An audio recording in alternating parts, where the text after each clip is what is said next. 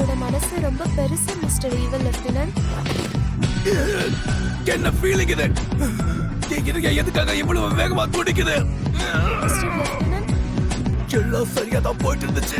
ஆனா இந்த மேஜிக்கல் கேர்ள நான் சந்திச்சதுல இருந்து நான் ஏதோ வித்தியாசமா உணர்றேன். எனக்கு என்னதான் நடந்துட்டு இருக்கு? நான் ஒரு ஈவல் லெப்டினன்ட். இப்படி எல்லாம் நடக்கவே கூடாது. நான் நாட்டை அழிச்சது பழிவாங்கறதுக்காக தான், கெட்டதை பரப்பணும்னு தான்.